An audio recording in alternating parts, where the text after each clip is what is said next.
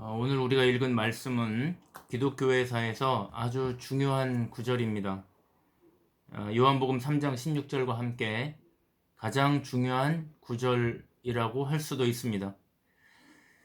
오늘 우리가 읽은 구절로 말미암아 개신교 500년의 역사가 시작되었다고 해도 과언이 아닐 것입니다. 그 역사를 열었던 사람이 바로 마틴 루터인데, 오늘은 종교개혁 504주년 기념 주일이기도 해서 루터와 이 말씀에 얽힌 이야기를 가지고 잠깐 말씀을 나누어 보겠습니다. 여러분도 다 아시겠지만 루터의 종교개혁은 1517년 10월 31일 비텐베르그 성문에 95개 조항의 반박문을 붙임으로써 시작되었습니다. 그날은 모든 성인의 날로 정해져 있는 축제 전날이었습니다. 그래서 굉장히 많은 사람들이 이 성인의 날 축제를 지키기 위해서 비텐베르그 성으로 모이기 시작할 때였습니다. 그때 루터가 95개 조항의 반박문을 비텐베르그 성문에 붙임으로써 사람들이 그것을 보게 되고, 또 그것을 본 사람들이 소문을 내고, 그렇게 하면서 종교개혁이 시작된 것입니다. 그 95개 조항이 왜 논란이 될 수밖에 없었냐면은 그 내용을 오늘 다 생각해 볼 수는 없고 몇 가지 조항만 한번 살펴보면 이렇습니다. 1조에 보면 예수 그리스도는 회개시키러 오셨다. 24조에 보면 면죄부는 사기다. 27조에 보면 면죄부를 사기 위해 헌금궤 안에 헌금이 땡그랑 떨어질 때 지옥의 고통에서 해방된다는 말은 인간의 학설에 지나지 않는다.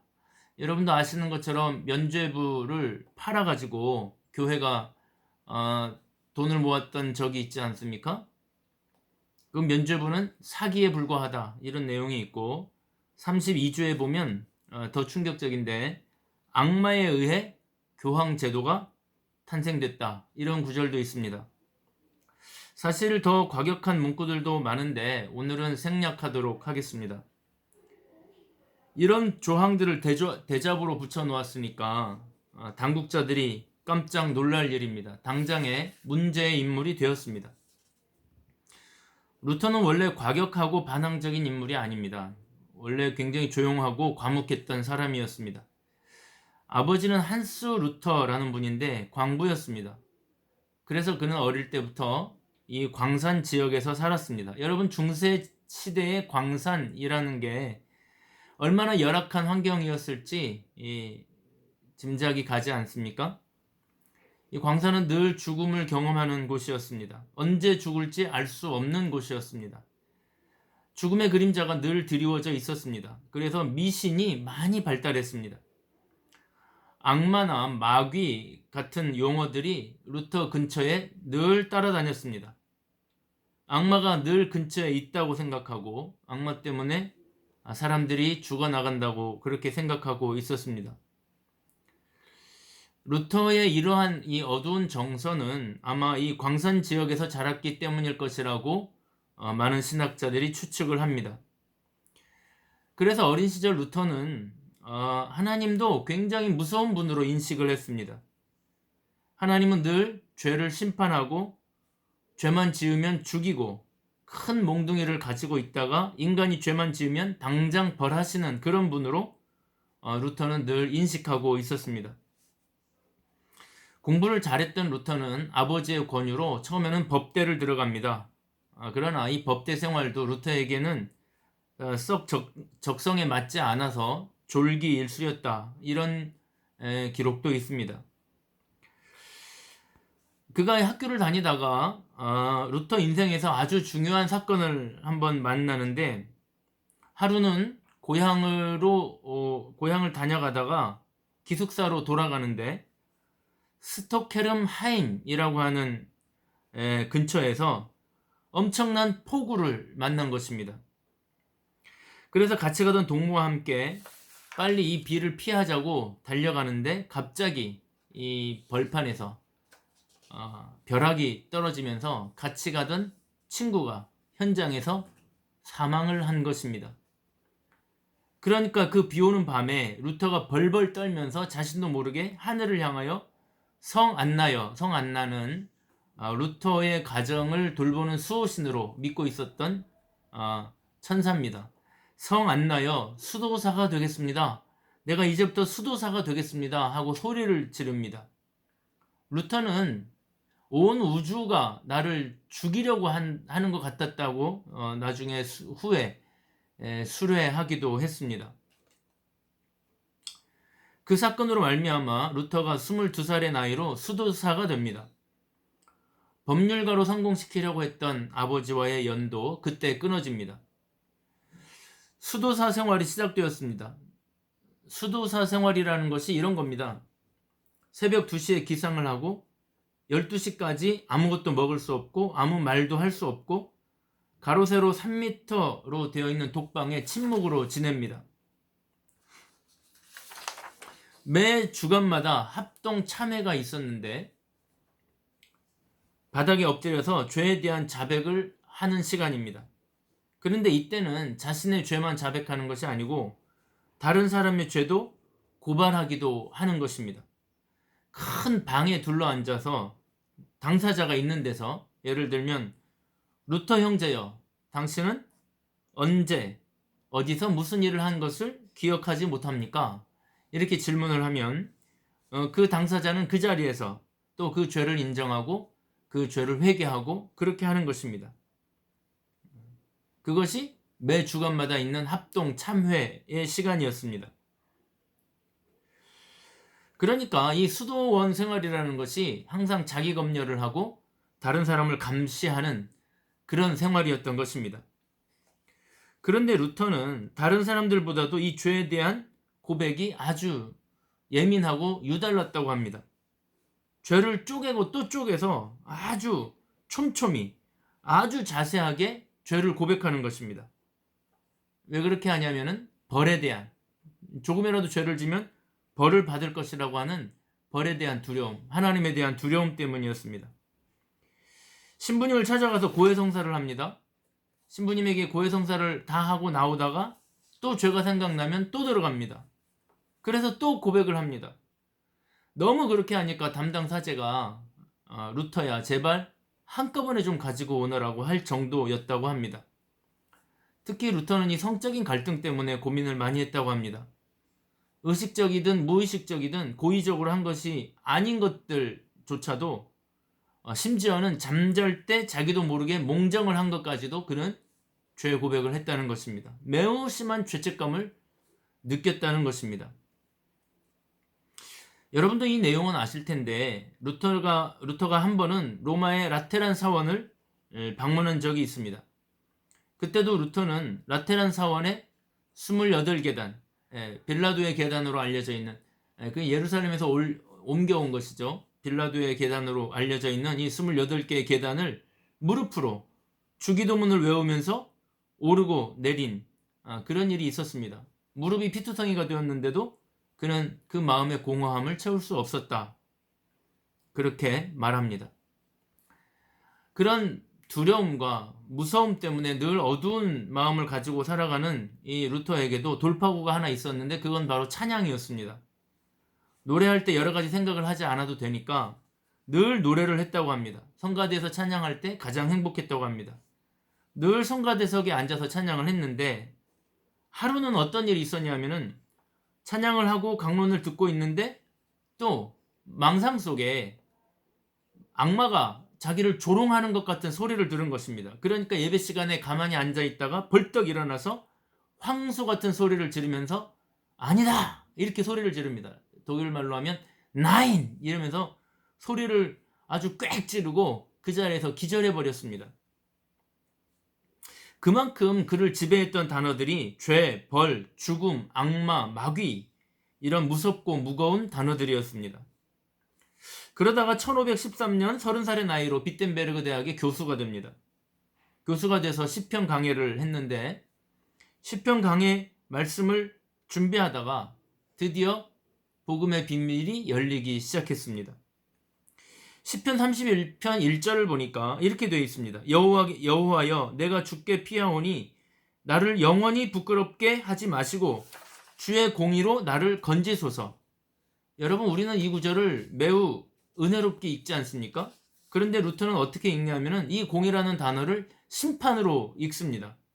신의 의로움, 신의 심판, 가혹하게 심판하심으로 인생을 구원하신다, 이렇게 생각한 겁니다. 다른 말로 하면은 때려서 벌을 줘서라도 그 벌을 받고 구원을 받게 하신다는 생각을 한 것입니다.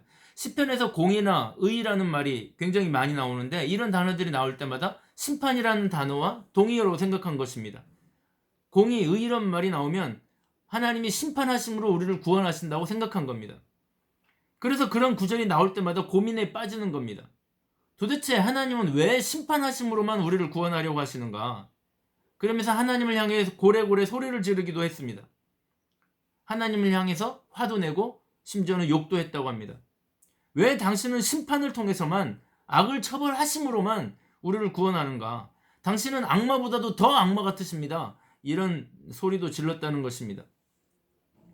나는 도저히 하나님을 가까이 할 수가 없습니다 하면서 하나님을 향해서 도전을 한 것입니다. 그런데 그런 투쟁적인 기도, 그런 전투적인 기도를 어디서 했냐면은 그가 다니던 비텐베르그 대학의 기도탑이라고 알려져 있는 높은 탑에서 했습니다. 그래서 그 루터의 이 복음, 루터가 깨달은 이 믿음으로 말미암아 살리라고 한 이 복음을 다른 말로 탑의 계시라고 하거든요. 탑의 계시. 그것은 이 비텐베르그 대학의 기도탑을 말하는 겁니다.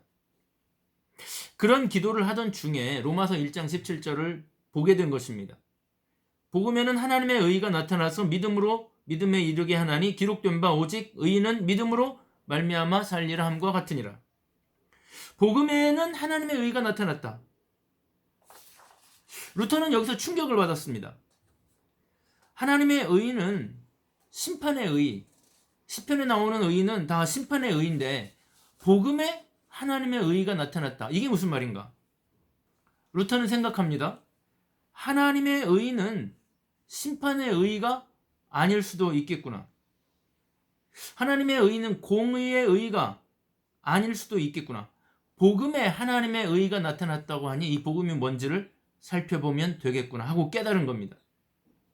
복음에 하나님의 의가 나타났다는 것을 알게 된 겁니다. 하나님의 의, 하나님의 공의에 대한 비밀이 열리기 시작한 것입니다. 시편과 로마서의 의가 같은 의라면 이 복음에 나타난 하나님의 의를 알면 되겠구나 하는 것을 깨달은 겁니다. 하나님의 의는 복음에 나타났다는 것을 깨달은 것입니다. 그러면 이 복음에 나타난 하나님의 의가 무엇인가? 여러분이 알기 쉽게, 가장 쉽게 설명하면 이런 겁니다. 하나님의 그 무서운 공의, 하나님의 그 심판은 예수님의 십자가에 완전히 쏟아부어졌고 우리는 그 십자가의 공로, 그 십자가의 효력을 믿는 믿음으로 구원을 얻는다. 이게 복음에 나타난 하나님의 의다 하는 것을 깨달은 겁니다. 그 복음, 하나님의 심판은, 하나님의 공의는 예수님의 십자가에 쏟아 부어졌고 우리는 그 예수님의 공로로 구원을 얻는다. 이것이 의다라는 걸 알게 된 겁니다. 그 복음을 믿음으로 우리가 의로워지고 그 복음을 믿음으로 우리가 구원을 얻고 그 복음으로 말미암아 우리가 산다 하는 것을 깨달은 것입니다. 심판은 예수가 받고 그 덕분에 구원받는 것은, 그 덕분에 의로워지는 것은 우리다.